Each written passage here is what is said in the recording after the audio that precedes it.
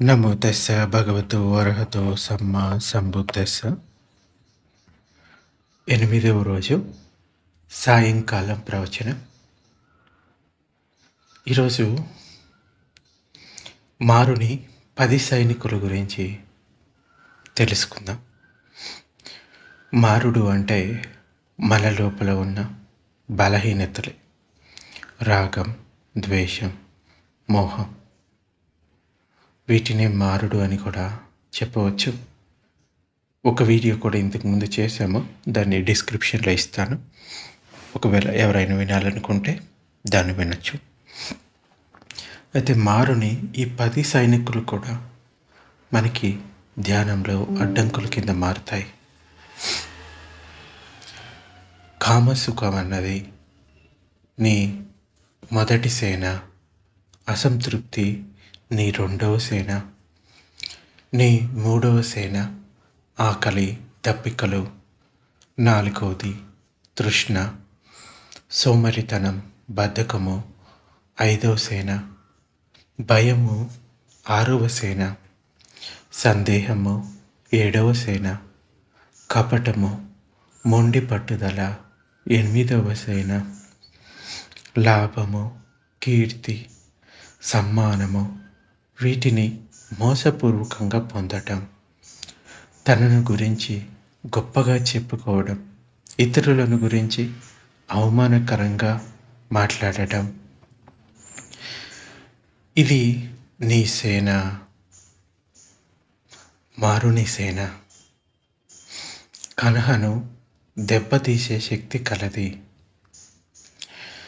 వీరుడు కానివాడు నీ సేనను జయించలేడు. కానీ దీనిని జయించిన వాడు అత్యంత సుఖం పొందుతాడు. ఏనుగు మీద సవారీ చేస్తున్న మారుణ్ణి పక్క వ్యూహంతో చుట్టుముట్టిన సేనను చూసి, యుద్ధం చేయడానికి నేను ముందుకు వెళుతాను, దేవతలతో పాటు ప్రపంచమంతా కూడా నిన్ను ఓడించలేదు, కాల్చని తడికుండను రాయితో కొట్టి పగలగొట్టినట్లు నీ సేనను నేను ప్రజ్ఞతో విధ్వంసం చేస్తాను.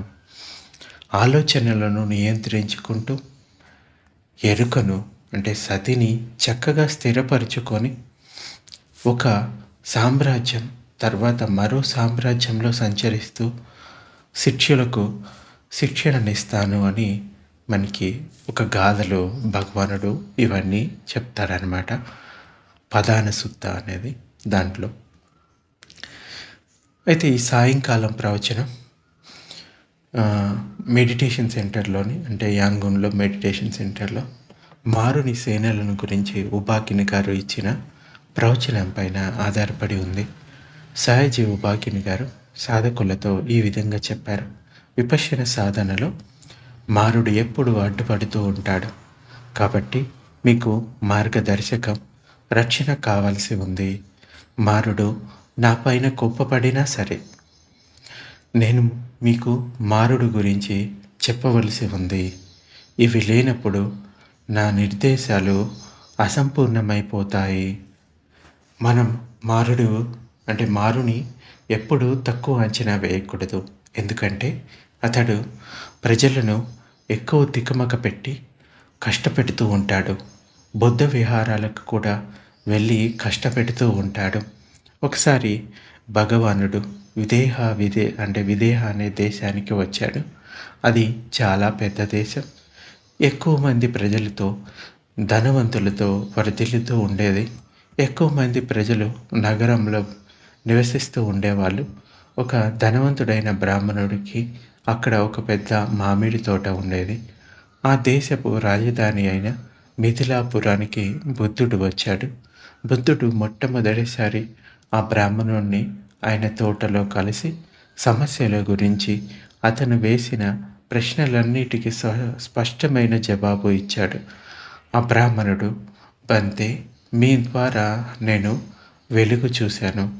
మీరు మా తోటలోనే ఉండి మా సపర్యలు గైకొనండి, మేము ధర్మ సంభాషణలు వినగలుగుతాము అని వేడుకున్నాడు ఆ బ్రాహ్మణుడు. సరే, నేను ఇక్కడే ఉంటాను అని భగవానుడు తన సమ్మతిని తెలుపుతాడు. అలా చెప్పిన వెంటనే భోజనం తెమ్మని ఆ బ్రాహ్మణుడు తన సేవకులకి చెప్తాడు. మారుడు తక్షణమే అడ్డుపడటం మొదలుపెట్టాడు. అతడు ఆ నగర గృహాలన్నిటినీ అక్కడి ప్రజలందరి వద్దకు వెళ్ళాడు. ఆ బ్రాహ్మణుడు విరోచనాలతో మంచం పట్టాడు. ఇక మారుడు అక్కడి ప్రజలందరినీ భయభీతుల్ని చేశాడు. బుద్ధ భగవానుణ్ణి భిక్షువులు ఎవ్వరూ గౌరవం పొందకుండా ఉండేటట్లు చేశాడు. ఆఖరకు ఆ నగరంలో ఉండే ప్రజలు ఎవ్వరూ కూడా బుద్ధునికి ఇంకా ఆయన భిక్షువులకి భోజనం పెట్టలేదు.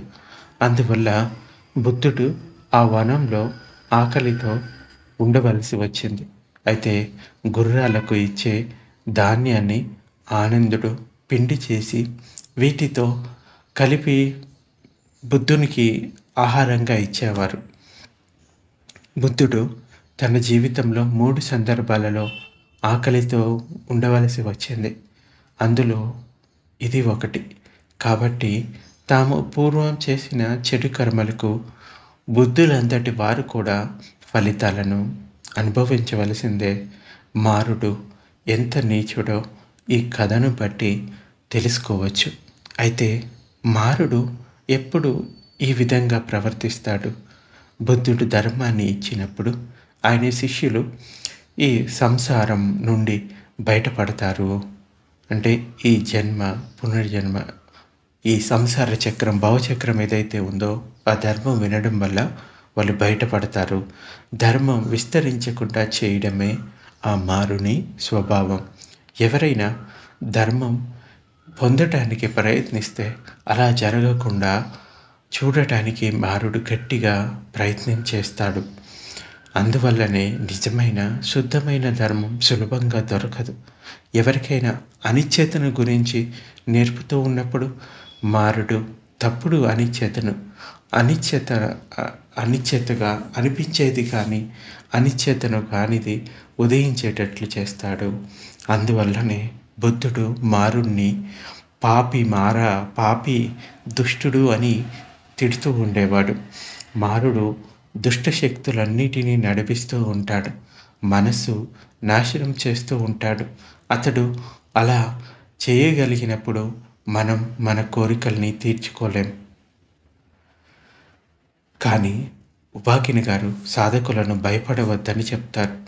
ఆయన ధర్మం నేర్పుతున్నప్పుడు తన శరీరం, మనసు, జీవితము అర్పించిన సాధకుల బాధ్యత తానే తీసుకుంటానని చెప్తాడు. అది తన కర్తవ్యం అని ఆయన చెప్తాడు. సాధకుడు అనిశ్చయతను గమనిస్తూ తాను చేసిన పూర్వకర్మల శక్తులన్నిటినీ అంటే సంస్కారాలను నిర్మూలించగలుగుతాడు అని సాయాజీ గారు చెప్తారు. మొదట చెడు కర్మల వలన కలిగిన దుష్ట శక్తులు అంటే అకుశల సంకారాలు నిర్మూలించబడతాయి. అందువల్లనే సాధన మొదట్లో బాధలు, చికాకులు కలుగుతూ ఉంటాయి. అవి నిర్మూలించబడిన తర్వాత సాధకుడు అలజడి లేకుండా ప్రశాంతంగా ఉంటాడు. ఆఖరకు కుశల కర్మల వలన కలిగే మంచి శక్తులు కూడా నిర్మూలించబడతాయి. ఈ విధంగా పూర్వకర్మల వల్ల కలిగే అన్ని శక్తులు నిర్మూలించబడి నిబ్బానాన్ని చేరుకుంటాడు. దీనికంతా కొంత సమయం పడుతుంది.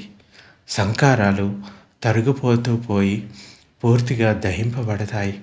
ఈ శక్తులన్నీ ఎలా నిర్మూలింపబడుతున్నాయో సాధకుడు అనుభవపూర్వకంగా తెలుసుకోగలుగుతాడు.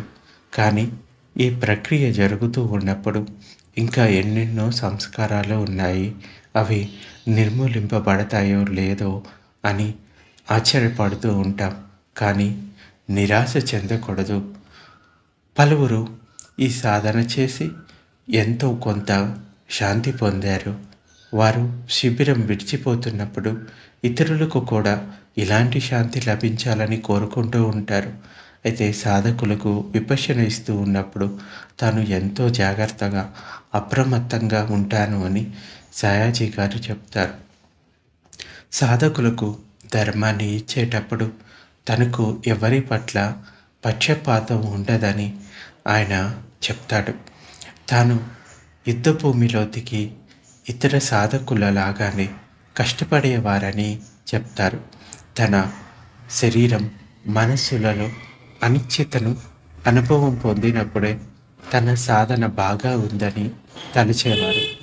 తరచుగా అనిశ్చిత అనుభవం పొందుతున్న సాధకులలో వ్యతిరేక శక్తులు ఉత్పన్నమవుతుంటాయని హెచ్చరించేవారు. కానీ వారు సఫలులు అవుతారు అని హామీ ఇచ్చేవారు. సాయాజీ ఉబాగ్యన్ గారు తన గురువు గారైన సయాదెట్ గారి ధర్మం నేర్పేటప్పుడు ఎదురైన సమస్యలను గురించి సరదాగా చెప్పేవారు. ధర్మాన్ని నేర్పేటప్పుడు సాధకులు అర్థం చేసుకునేవారు కాదు. మీరు తలపైన మనసును కేంద్రీకరించమని చెప్పినప్పుడు సాధకులు తలపైన మనసుని ఎక్కడ పెట్టాలో తెలుసుకునేవారు కాదు. వారికి ఏవి కనపడేవి కాదు. ఆయన ఆనాపాన ఇచ్చినప్పుడు సాధకులు తమ మొక్కులు ఎక్కడ ఉన్నాయో తెలుసుకోలేకపోయేవాళ్ళు. వారు నాసికలను చేతితో పట్టుకొని ఆనాపాన సాధన చేసేవారు. శ్వాసపై మనస్సు పెట్టమన్నప్పుడు కొందరికి శ్వాస తెలిసి వచ్చేది కాదు. ఒక తీగల తెరను అడ్డం పెట్టుకొని దాని కదలికలు చూసేవాళ్ళు. అప్పుడు వారి తలంతా అదృశ్యమయ్యేది. గురువుగారు, మా తల ఎక్కడో ఉందో తెలియటం లేదు అని చెప్పేవారు. తలను పట్టుకొని ధ్యానం చేయమనేవారు. ఆ తర్వాత వారి దేహం కనపడేదే కాదు, ఇలా ఎన్నెన్నో తంటాలు పడేవాళ్ళు. అలాంటి సమస్యలనే ఉబాకిని గారి శిష్యులు ఎదుర్కొనేవారు. వారి మనస్సు చెదిరిపోయి తల ఎక్కడ ఉందో తెలుసుకునేవారు కాదు. లేకుంటే వారికి నిర్వాణము లభించిందని తలుచుకునేవాళ్ళు. సో కొంచెం ఇటువంటి అనుభవం రాగానే వాళ్ళు మార్గఫలాలు పొందాము అనే అపోహపడేవాళ్ళు. మీరు మీ శరీరం ఎక్కడ ఉందో తెలియకపోతే శరీరం మీద ఒక దెబ్బ కొట్టుకోండి, అప్పుడు తెలిసి వస్తుందని చెప్పేవారు. గురువు గారి వద్దకు వచ్చి అడగనక్కర్లేదు దాని గురించి, లేకుంటే ఒకసారి గిల్లుకోండి అని చెప్పేవారు. అప్పుడు శరీరం ఎక్కడ ఉందో తెలిసి వస్తుందని చెప్పేవారు. ఇలాంటి ప్రతిక్రియలు భ్రమలు, భ్రాంతులు మాత్రమే. ఈ ప్రతిక్రియలన్నీ భ్రమలు మాత్రమే. వీటిని విప్పల్లాస అని చెప్తారు అని సాయాజీ గారు చెప్పేవారు. అవి తమలో నిద్రాణమై ఉన్న అకుశల అదృశ్య శక్తులు అని ఆయన చెప్పేవారు. సాధకులు వాటితో జోడి అయి వాటిని పట్టుకొని వేలాడుతూ ఉంటారు. ఈ శక్తులు అందరిలోనూ ఉంటాయి. అనిశ్చిత మెలకువ సాధకులకు కలిగినప్పుడు ఈ శక్తులు మెలకువను ఎంత తొందరలో వీలుంటే అంత తొందరగా పరారదొల్లడానికి ప్రయత్నిస్తాయి. ఆ శక్తులు అనిశ్చితను వెళ్ళిపో అని తరుముతాయి. కానీ అనిశ్చిత బాగా వెళ్ళొడుకున్నప్పుడు ఆ శక్తులు తప్పక వెళ్ళిపోతాయి. అనిశ్చిత ఎరుక చాలా ప్రత్యేకమైనది. నిర్వాణ ధాతువు అందులో ఇమిడి ఉంది. అందువల్ల మనలో అనిశ్చిత మెలకువ ఎంత ఎక్కువ కాలం వీలైతే అంత ఎక్కువ కాలం ఉండాలి. ఇక మారుడు తయారవుతాడు. అతనికి 10 సైనికులు ఉన్నారు, 10 సేనలు ఉన్నాయి. బుద్ధుడు వీటి గురించే ప్రధాన సూత్రాలు వివరించాడు. ఇంతకుముందు మనం చెప్పుకున్నాం కదా, 10 సేనలు ఎవరు అంటే మొదట్లో చెప్పుకున్నాము. ఈ సేనల పట్ల అప్రమత్తంగా ఉండాలి. మీ సాధనను ఆపు చేసే సేనలేమిటో తెలుసుకుందాం. అందులో మొదటిది కామతృష్ణ, కోరికల తృష్ణ. ఇంద్రియ సుఖాలను పొందాలి అనే తృష్ణ. తమ దగ్గరికి సాధనకు వచ్చే వారిలో కొందరు నిబ్బానాన్ని పక్కన పెట్టి, సాయాజీ గారు మంచి పలుకుబడి ఉన్నవారు, వారితో స్నేహం చేసిన సమస్యలకు వారి ద్వారా సహాయం పొందవచ్చు అని వచ్చేవారు కూడా ఉంటారు. వారి ద్వారా మంచి ఉద్యోగం సంపాదించవచ్చు అనే ఉద్దేశంతో వస్తూ ఉంటారు. వారి ద్వారా ప్రధానమంత్రిని స్నేహం చేసుకొని మంచి లైసెన్సులు పొందవచ్చని కూడా వచ్చేవారు ఉంటారు. అలాంటి వారు ప్రాపంచిక ప్రయోజనాల కోసమే సాధనకు వస్తూ ఉంటారు. ఇలాంటి కోరికలను మానవుడు ప్రేరేపిస్తూ ఉంటాడు. కోరికలు ఉన్నప్పుడు ఈ సాధన అర్థం కాదు. మానవుడు మనసు స్థిరంగా లేకుండా చేస్తూ ధర్మాన్ని అర్థం కానియకుండా చేస్తాడు. అందువల్ల ఇలాంటి కోరికలు లేకుండా చూసుకోవాలి. అందువల్లనే మనం సయాజీ గారి ఉదాహరణ తీసుకొని సాధకులతోటి ఇలా చెప్తాం. నిబ్బాన సచ్చీకరణతాయ మే బంతే అంటే, గురువుగారు మేము మా అంతరంగంలో నిబ్బానక శాంతి అనుభవంలోకి తెచ్చుకోవడానికి సాధన నేర్పండి అని మొట్టమొదటి ప్రవచనంలో మనం చెప్పుకున్నాము. మాకు నిబ్బానాన్ని సాక్షాత్కారం చేసుకోవడానికి మాకు సహాయం చేయండి, మీ ముందు వేడుకుంటున్నాము అని మొదట ఇది చెప్తాము అని సాధకులతోటి చెప్పిస్తూ ఉంటాము. అయితే నిబ్బానం అనుభవంలోకి ఎందుకు తెచ్చుకోవాలి? మానవులు చనిపోయిన తర్వాత చాలా వరకు అధోలోకాల్లో జన్మిస్తూ ఉంటారు అని మనకి పాలి గ్రంథాల్లో చాలా చోట్ల తెలుసుకుంటూ ఉన్నాం. భగవానుడు ఇలా చెప్పాడు, మిత్రులారా, మానవులు చనిపోయిన తర్వాత మళ్ళీ మానవులుగా జన్మించేవారు చాలా కొద్ది మంది మాత్రమే. నా చేతి గొల్లుపైన ఎన్ని ఇసుక రేణువులు నిలబడగలుగుతున్నాయో అంతమంది మాత్రమే మానవులుగా జన్మిస్తూ ఉంటారు. మొత్తం భూమిపైన ఉన్న ఎన్ని ఇసుక రేణువులు ఉన్నాయో అంతమంది అధోలోకాల్లో జన్మిస్తూ ఉంటారు. అయితే దీనికి కారణం ఏంటి? కారణం ఏంటంటే 4 ఆర్య సత్యాలను అర్థం చేసుకోకపోవడమే దీనికి కారణము. కాబట్టి 4 ఆర్య సత్యాలను అర్థం చేసుకోకపోతే అధోలోకాలలో తప్పక జన్మిస్తారు. 4 ఆర్య సత్యాలను అర్థం చేసుకోవడానికే ధర్మం నేర్పిస్తున్నాము. కొంతమంది సాధకులు సయాజీ గారితో ఇలా చెప్తూ ఉంటారు, మేము ఆర్య సత్యాలను నేర్చుకోమనో లేక నెమ్మదిగా సాధన చేస్తామనో ఆర్య సత్యాలు అర్థం కాకపోయినా పర్వాలేదు అని చెప్తూ ఉంటారు. వారి మనస్తత్వం అలాంటిదైతే నేనేమి సహాయం చేయలేను అని సయాజీ గారు చెప్పేవారు. ఆయన అందరికీ ఉచితంగా నేర్పేవారు. కానీ 4 ఆర్య సత్యాలు అర్థం చేసుకోమని ఎవరిని బలవంతం చేసేవారు కాదు. నేను మీకు ధర్మం నేర్పడం సులభమేమీ కాదు. మీకు ధర్మం నేర్పే సమయంలో నేను మారునితో పోరాడాల్సి వస్తూ ఉంటుంది. మారుడు నాపై కోపం తెచ్చుకొని ఉండవచ్చు. దానికి ఏం చేయలేమని ఉబాకిని గారు చెప్తూ ఉండేవాళ్ళు. అయితే మారుని 2వ సేన అంటే ఈ ఇంద్రియ సుఖాల పట్ల తృష్ణ కలుగుతూ ఉన్నప్పుడు దాన్ని వదిలిపెట్టాలి. అప్పుడే ఈ 4 ఆర్య సత్యాల జ్ఞానం అన్నది మనం పొందగలుగుతాం. ఇక మారుడి 2వ సేన అసంతృప్తి. ఇతరుల నుండి వేరుగా ఒంటరిగా ఉండటం కొందరికి ఇష్టం ఉండదు. శిబిరం నుండి పారిపోవాలని అనుకున్న ఒక సాధకుని కథ ఉబాకిని గారు చెప్పేవారు. సాధకులు తెల్లవారుజామున ధ్యానం చేస్తూ ఉన్నప్పుడు తన సామాన్లన్నీ సర్దుకొని సయాజీ గారు సాధకులకు పరీక్ష చేస్తున్న సమయంలో ఎవరికీ తెలియకుండా వెళ్ళిపోవాలి అని పథకం వేసుకున్నాడు. ఎంత తొందరగా వీలుంటే అంత తొందరగా, వీలైతే మొదటి బస్సునే పట్టుకొని వెళ్ళిపోవాలి అనుకున్నాడు. సామాన్లు తర్వాత తెచ్చుకోవచ్చు అని ఆ రోజు ఎందుకో సయాజీ గారు మామూలుగా సమయానికి ముందే గంటసేపు అధిష్టాన ధ్యానం చేయమని ఆదేశం ఇచ్చారు. అతడు అధిష్టానంలో కూర్చోవలసి వచ్చింది. ఇక పారిపోలేకపోయాడు. అధిష్టానం తర్వాత అతనికి వెళ్ళిపోవాలనే కోరిక పోయింది. అంటే ఒక గంట సేపు గట్టి డిటర్మినేషన్ తోటి కూర్చొని మనసును కేంద్రీకరించినప్పుడు ఎంతో కొంత మనసు శాంతిస్తుంది. అప్పుడు ఇక్కడి నుంచి వెళ్ళిపోవాలనే కోరిక తొలగిపోతుంది. మళ్ళీ సాధనలో పడిపోతారు.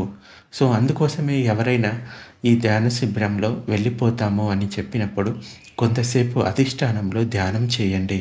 అంటే మనకి ఈ మారుడు అక్కడ ఇబ్బంది పెడుతూ ఉంటాడు, అసంతృప్తి కలిగిస్తూ ఉంటాడు.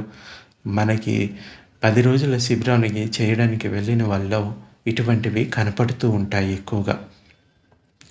ఇక మారుడి మూడవ సేన శిబిరంలోని ఆహారం నచ్చకపోవడం, ఆకలితో మాడిపోవడం, ఆకలి ఆకలి అనే లోపల ఒకటే ఘోష. సాయాజీ గారి వద్దకు వచ్చిన ఒక సాధకుడికి తిండి అంటే ఎంత ఇష్టం అంటే అతడు ఒక పెద్ద పెట్టె నిండా తిండి సరుకులు తెచ్చుకున్నాడు. నేను సాయంకాలం తిండి లేకుండా ఉండలేను అని అతడు సాయాజీ గారితోటి చెప్పాడు. అయితే సరే, నీకు తినాలని ఉంటే తప్పక తిను, కానీ మొదటి 2-3 రోజులు తినకుండా ఉండేందుకు ప్రయత్నించు అని సాయాజీ గారు చెప్పారు. నేను పొద్దున లేచిన వెంటనే ఏదో ఒకటి తాగాలి అని అతడు చెప్పాడు. కావాలి అంటే పొద్దు పొడిచిన వెంటనే ఏదైనా తాగు, కానీ తినడాని గురించి ఆలోచించకు అని సాయాజీ గారు చెప్పారు. మరొక సాధకుడు తాను విపశ్యన కేంద్రం యాంగును వెళ్ళినప్పుడు 3 రోజులు సాధన చేసి తర్వాత తల తిరగటం మొదలైందని చెప్పాడు. తాను 3 రోజుల కంటే ఎక్కువ రోజులు ఉపవాస నియమాలను పాటించలేనని, ఈ చిన్నపాటి నియమాల నుండి మినహా ఇవ్వమని కోరాడు. అలాగే నియమాల నుండి మినహాయింపు ఇస్తాను అని సాయాజీ గారు చెప్పాడు. తర్వాత ఆయన కేంద్రానికి వెళ్ళాడు. మొదటి రోజు, రెండవ రోజు సాధన చేసిన తర్వాత ఆయనకు ఆకలి రాలేదు. తినకుండా ఉండటం అలవాటు అయిపోయింది. ధర్మాన్ని పాటించే వారికి ఆకలి ఉండదు. అలా పాటించినప్పుడు ఆకలి వేస్తుంది. మనలో ఉన్న ఆకలి కోరిక వల్లనే ఆకలి వేస్తూ ఉంటుంది. ఆకలిపై పట్టు సాధిస్తే అది ఉండదు. ఆకలి ఆకలి అనిపిస్తూ ఉంటుంది, కానీ సాధన చేస్తూ పోతే ఆకలి ఉండదు. ఇక మారుని 4వ సైనికుడు తృష్ణ.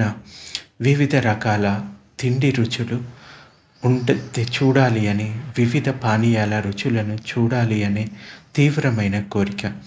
ఇక్కడ శాకాహార భోజనాలు చేస్తూ ఉన్నప్పుడు మాంసాహారం తినాలని కోరిక పుడుతూ ఉంటుంది. కొంతమంది జర్మనీ నుంచి వచ్చిన వాళ్ళు కేంద్రంలోని తిండి ఇష్టం లేక బయట నుండి వేయించినటువంటి నూడిల్స్ను కొని తెచ్చుకునేవారు.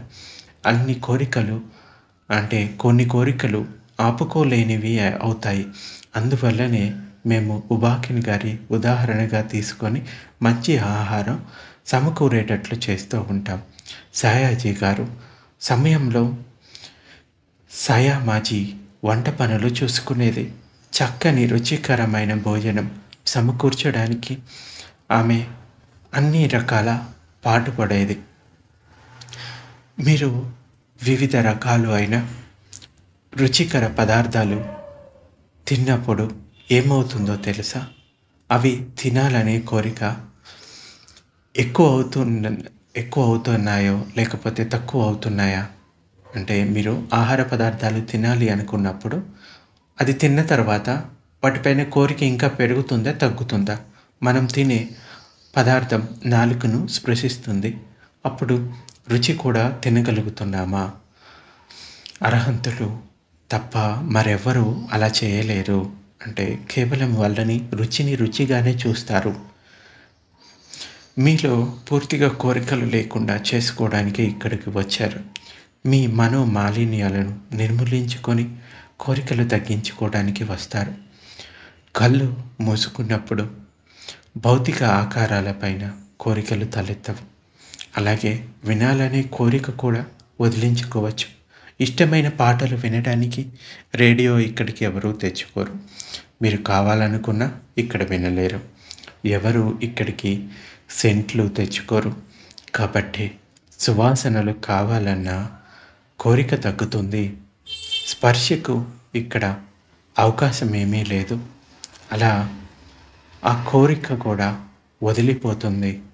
కానీ మీరు రుచుల నుండి తప్పించుకోలేరు. ఏమీ తినకుండా ఉంటేనే రుచుల నుండి తప్పించుకోవచ్చు. మీ శరీరానికి తక్కువ శక్తి కావాలి కాబట్టి ఆహారం తీసుకోవాలి.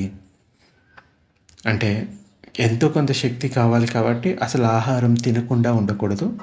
కొంత ఆహారాన్ని తీసుకోవాలి. ఆహారం నోటి గుండా నాలుకపై నుండే తినాలి. తినే వాటికి కొంచెం రుచి తగ్గిస్తే రుచి మీద తృష్ణ తగ్గుతుందా? ఏదైనా మంచి రుచి గల పదార్థపు మాంసపు ముక్కను ముందు ఉంచితే చాలు, దానిపై కోరిక వెంటనే కలుగుతుంది. కానీ మనం ఇక్కడికి అలాంటి కోరికలు తగ్గించుకోవడానికే వచ్చాం. అందువల్ల ఇక్కడ శాకాహారానికి మాత్రమే పరిమితమవుతాము. మీలోని మలినాలను పూర్తిగా నిర్మూలించుకోవడానికి మీరు ప్రయత్నిస్తే మారడం మీ లోపల తీవ్రమైన కోరికలు పుట్టిస్తాడు. మనం ఇక్కడ సాయంత్రం పూట సాధకులకు పాత సాధకులకి ఆహారం ఇవ్వము. రాత్రి భోజనం చేస్తే నిద్రమత్తు ఉంటుంది. మధ్యాహ్నం కాస్త ఎక్కువగా తింటే చాలు. సాయంకాలం తిండి లేకున్నా సరిపోతుంది. ఇక మారుని 5వ సైనికుడు సోమరితనం. దీన్ని పాలీలో తీనమిద్ద అంటారు. నిద్రమత్తు, శారీరకంగా మానసికంగా మత్తుగా ఉండటం. దీన్ని సామాన్యంగా ఎవ్వరూ తప్పించుకోలేరు. భగవానుడి 2 ముఖ్య శిష్యులైన మహాముగలన సారిపుత్రుడు వీళ్ళు కూడా దీనికి లోనయ్యారు. మీరు కూడా ధ్యానం చేస్తూ ఉన్నప్పుడు నిద్రమత్తుకి గురవుతూ ఉంటారు, తుల్లుతూ ఉంటారు. కొందరు సాధకులు ధ్యానంలో కూర్చొని కూడా నిద్రపోతారు. కొంతమంది గురక పెడుతూ ఉంటారు. వీటిని పూర్తిగా వదిలించుకోవడం చాలా కష్టం. విపశ్యన బలోపేతమైనప్పుడు నిబ్బాన ధాతువు ఉదయిస్తుంది. ఆ సమయంలో మీలో నిద్రాణంగా ఉన్న కల్మషాలు చెలరేగుతాయి. అవి దట్టపు పొగలాగా ప్రకటితమై నిద్రమత్తుని కలిగిస్తాయి. అప్పుడు కాస్త గట్టిగా తల కదిలించుకో. అది పోయిన వెంటనే తర్వాత కొన్ని దీర్ఘ శ్వాసలను పీల్చు. అప్పుడు సమాధి స్థితి పొందుతుంది. మళ్ళీ మీరు మొదటికి వచ్చి సహజమైన శ్వాసను గమనించండి. కొన్నిసార్లు అనిత్యతను గ్రహించడం సులభంగా ఉంటుంది. అనిత్య భావాన్ని అర్థం చేసుకుంటున్న కొద్దీ దాని అనుభవం శరీరంలోనే పొందగలుగుతావు. దాని అవగాహన మీ మనసులో పాతుకుపోతూ ఉంటుంది. మీ మనసు తేజోమయమై తేలికగా ఉన్నప్పుడు బలమైన అంతరశత్రువులు ఎదురు వస్తాయి, ప్రతిక్రియ చేస్తాయి, విస్ఫోటనం చెందే బాధలు కలిగిస్తాయి. బాధలు అనిశ్చితను మర్చిపోయేటట్లు చేస్తాయి. బాధలకు తట్టుకోలేక ధైర్యం సడలిపోతుంది. ఈ సమస్య పట్ల 2 విధాలుగా వ్యవహరించవచ్చు. ఇంతకుముందు వివరించినట్లుగా సమాధిని పెంపొందించుకోవచ్చు, లేకుంటే బయటికి వెళ్ళి కాసేపు విశ్రాంతి తీసుకోవచ్చు. ఈ శక్తులు అణిగిపోవడానికి ఏదో ఒకటి చేయాలి. మనసు కాస్త కుదుటపడ్డ తర్వాత మళ్ళీ సాధనకు పోవచ్చు, కానీ నిద్రపోవచ్చు. నిద్ర మాత్రం ఎక్కువగా పోవద్దు. ఈ సమస్యను శాశ్వతంగా పరిష్కరించడానికి 2 మార్గాలు ఉన్నాయి. అవి ఆచరణీయం మరియు ముఖ్యమైనవి. ఇలాంటి మగత నిద్ర అనేది ధ్యానంలో ఎప్పుడు వస్తూ ఉంటుంది. 31 లోకాలలో మానవ లోకానికి కింద నరక లోకాలు, జంతు లోకాలు, ప్రేత లోకాలు, ఇంకా అసుర లోకాలు ఉన్నాయి. మనందరిలోనూ అకుశల కర్మలు ఉన్నాయి. ఆ కర్మలు ఈ అధోలోకాల్లో జన్మ లభించేటట్లు చేస్తాయి. మీలో ఉన్న ఆ అకుశల శక్తులను ఇప్పటి నుండే గమనిస్తూ పోతే అవి నిర్మూలింపబడి పుణ్య శక్తులు ఉబికి వస్తాయి. నరకలోకాలలో జన్మనిచ్చే అకుశల శక్తులు నరకలోకాల అగ్ని అంత వేడిగాను ఉంటాయి. జంతులోకాలలో పునర్జన్మనిచ్చే అకుశల శక్తులు పైకి వచ్చినప్పుడు మీరు మందకోడిగా, బరువుగా, మూర్ఖంగా ఉంటారు. ప్రేతలోకంలోకి తీసుకువెళ్ళే శక్తులు బయటపడినప్పుడు ఆకలితో మాడుతూ ఉన్న దయ్యాల్లాంటి అనుభూతి కలుగుతూ ఉంటుంది. మీకు ఇలా జరుగుతుందని మీరు అనుకోవచ్చు, జరగదు అని మీరు అనుకోవచ్చు, కానీ అలా జరగదని అనుకోవద్దు. మీ నుండి అకుశల శక్తి వదిలిపోయినప్పుడు కష్టాలు ఎదుర్కొంటారు. గట్టిగా బిగువుగా ఉన్న శక్తులు బయటికి వస్తాయి. ప్రతి శక్తికి తనదైన ప్రత్యేక స్వభావం ఉంటుంది.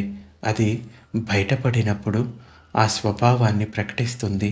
ఆ శక్తి బయటపడినప్పుడు దాన్ని తెలుసుకుంటూ ఉండాలి. దేహంలోని అనిత్య స్వభావం వల్ల అది పోతుంది. ఈ అనిత్యాన్ని గురించి, ఈ శక్తులు ఉదయించడం, సమసిపోవడం గురించి మాట్లాడనవసరం లేదు. ఈ శక్తి భౌతికంగా ఉదయించడం, సమసిపోవడం అనే అనిత్యత జ్ఞానం అనుభవంలోకి రావాలి. ఈ విధంగా ఈ శక్తులను జయిస్తారు. ఇక మారుని 6వ సైనికుడు భయం. భయం పట్ల ఒంటరిగా ఉండలేరు. భయం ఉన్నవాళ్ళు ఒంటరిగా ఉండలేరు. ఉబాకిని గారు కొన్ని విషయాలు చెప్పేవారు. యాంగూనులో ఉన్న ధర్మహాలులో కొందరు కూర్చోలేకపోయేవాళ్ళు. వారు వేరే వేరే రూములకు వెళ్ళవలసి వచ్చేది.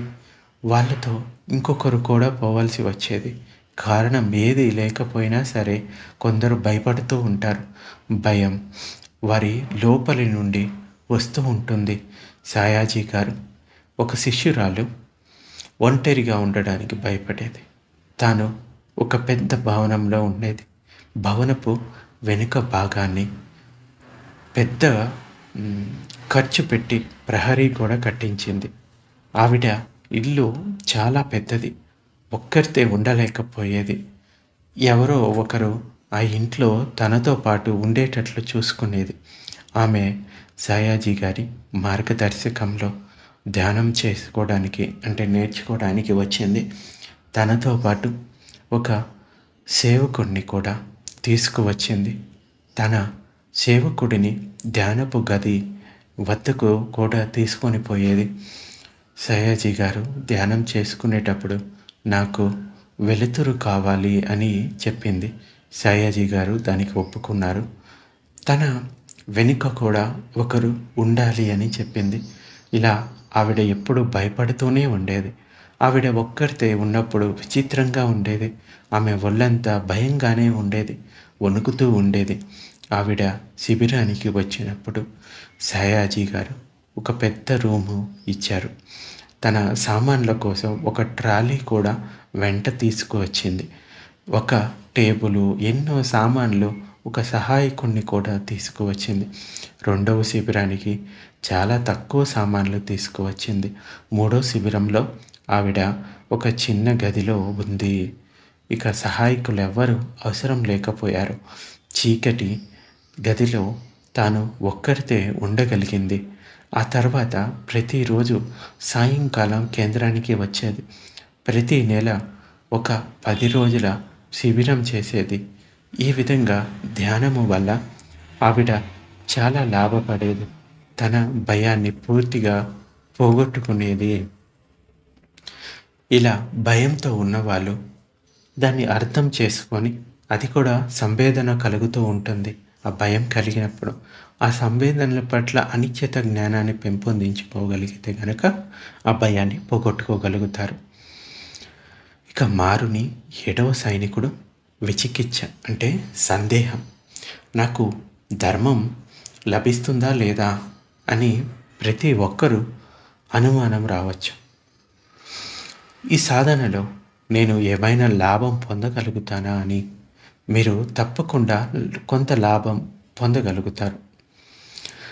కొంతకాలం తర్వాత మీకు మార్గఫలం కావాలి అనే కోరిక కలుగుతుంది.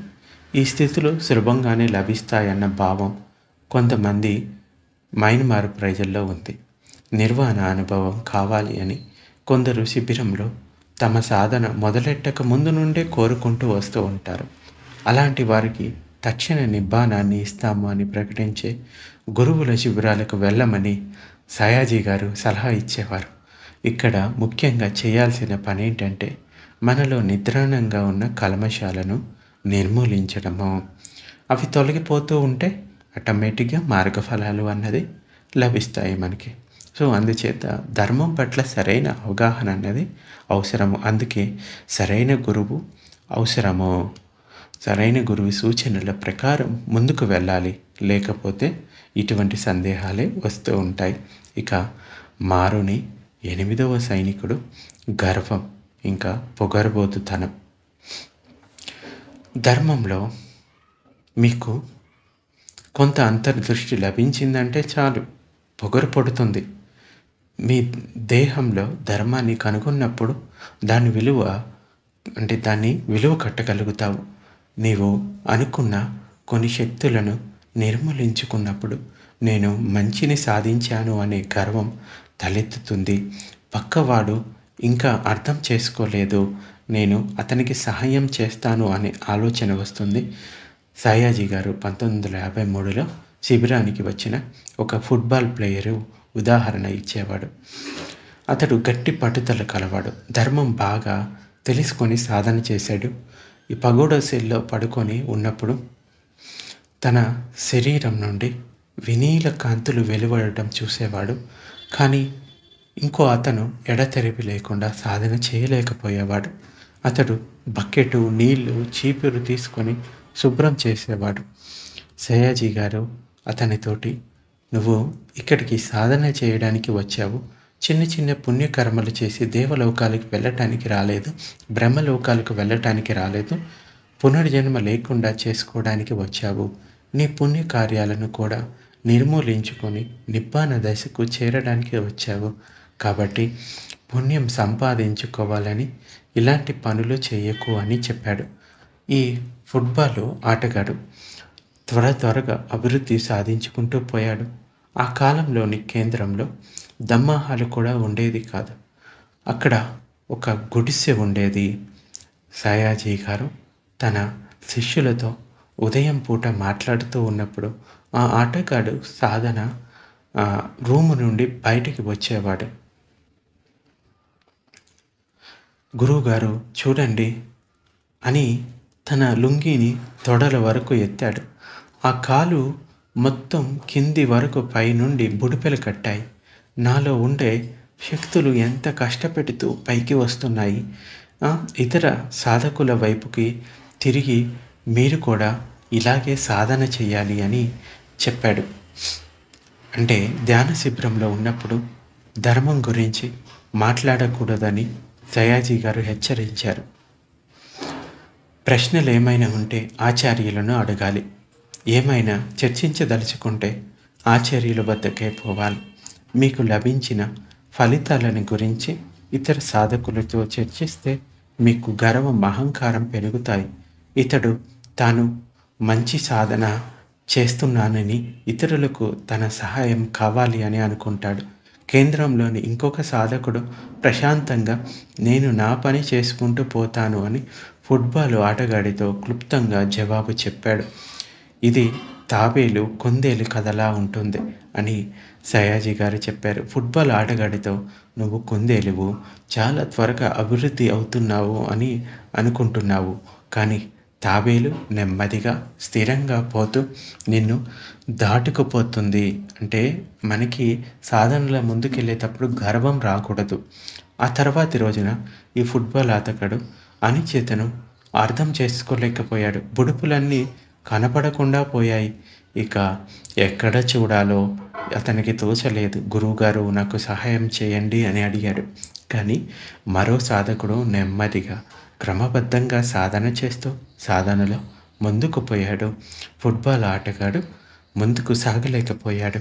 సయాజీ గారు ఈ కథలన్నీ ఎందుకు చెప్పారు అంటే సాధకుల్లో అంతర్శక్తులు ఎలా పనిచేస్తూ ఉంటాయో తెలపడానికి చేశారు. ఇంకొక సాధకుడు సాధనల అభివృద్ధి పొందలేకపోవడం సయాజీ గారు చూశారు. అతడు నేలను, గోడను శుభ్రం చేయడంలో కాలం గడిపేవాడు. ఒకరోజు ధ్యాన సమయంలో సయాజీ గారు అకస్మాత్తుగా అతని సెల్లోకి వెళ్ళారు. అతడు విపස්සన చేయకుండా జపమాల పూసలను తిప్పుతూ కూర్చున్నాడు. ఆ జపమాలను సయాజీ గారు బలవంతంగా లాక్కొని వెళ్ళారు.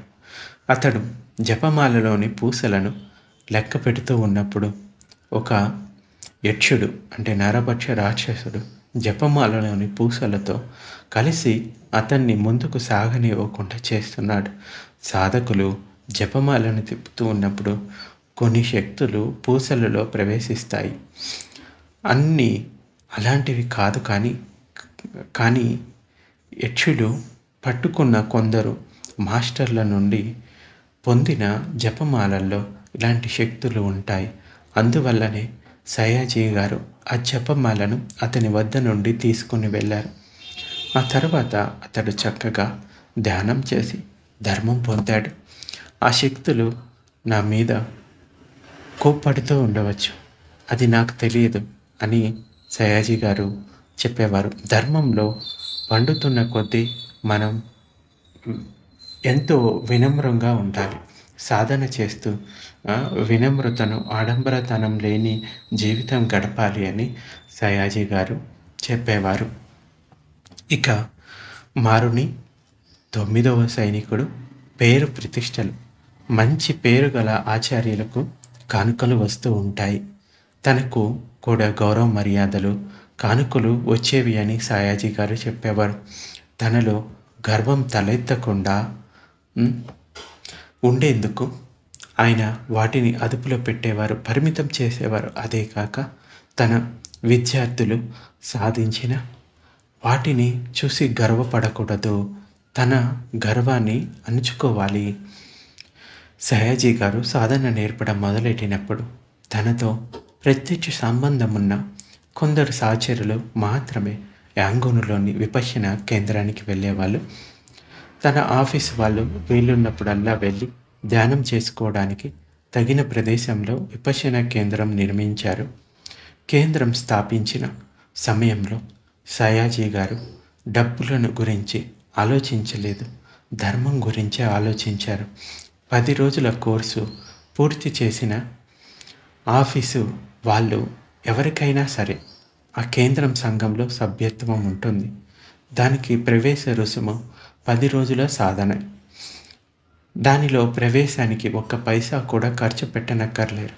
వారు క్రమం తప్పకుండా కేంద్రానికి వచ్చి ధ్యానం చేసుకోవాలి అంతే. ఆ కేంద్రం ఈ విధంగా స్థాపించబడింది. మనం నోట్లో అచ్చు వేయలేము, కానీ ధర్మ సాధన చేయగలుగుతాము. నేను దీనియే నమ్ముతాను, అందువల్ల నా వద్ద డబ్బు లేదు అని సయాజీ గారు చెప్పేవారు. ఈ కేంద్రంలోని వారెవ్వరూ ధనవంతులు కాదు. ఈ కేంద్రాన్ని ఉబాకిన్ కేంద్రం అని పేర్కొంటారు. కానీ ఈ కేంద్రం నా సొంతం కాదు. ఆయన టీచర్ అయినా కూడా అది తన సొంతం కాదు. Accountant of general office Vipassana సంఘం తనను అక్కడి నుండి వెళ్ళిపోమ్మంటే తాను అక్కడి నుండి వెళ్ళిపోవాల్సిందే అని ఎంతో వినమ్రంగా చెప్పేవాళ్ళు. సయాజీ గారు వారు ప్రతి సంవత్సరం ఆ సంఘపు అధ్యక్షత పదవి నుండి దిగిపోయేవారు. అయినా సరే అక్కడి వారు ఆయన్ని మళ్ళీ ఎన్నుకునేవారు. మారుని 10వ సైనికుడు లాభం కోసం ప్రయత్నించడం, తప్పుడు ధర్మాన్ని సరైన ధర్మంతో కలపడం, ఒక ధర్మాన్ని గురించి గొప్పగా చెప్పడం, మరో ధర్మాన్ని కించపరచడం చేస్తూ ఉంటారు. ధర్మం నేర్పుతూ ఉన్నప్పుడు వచ్చే కొన్ని కానుకలు ఆశించినప్పుడు అలాంటి అపాయం జరుగుతుంది. కానుకలు ఆశించినప్పుడు శుద్ధమైన ధర్మం నేర్పడం జరగదు. అంటే ఈ కానుకలు, వీటి లాభ సత్కారాలను ఆశించినప్పుడు ఈ శుద్ధమైన ధర్మం నేర్పడం జరగదు. ఎక్కువ మంది శిష్యులను పోగు చేసుకోవాలని, వారిని సంతోషపరిచి కానుకలు పొందుదామని ఆశించేవారు శుద్ధ ధర్మం నేర్పలేరు. వారి దురాశ వల్ల అలా జరుగుతుంది. ఈ 10 అపాయాలను మీరు గుర్తుపెట్టుకోండి. వీటినే మారుని సైనికులు అని పేర్కొంటాము. అంచేత ఇవన్నీ ఎప్పుడెప్పుడైతే మన లోపల వస్తూ ఉంటాయో వాటి పట్ల అనిశ్చిత భావాన్ని ప్రకటిస్తూ సాధనలో ముందుకు వెళ్ళాలి. భవతు సర్వమంగళం, భవతు సర్వమంగళం, భవతు సర్వమంగళం. సాధు సాధు సాధు.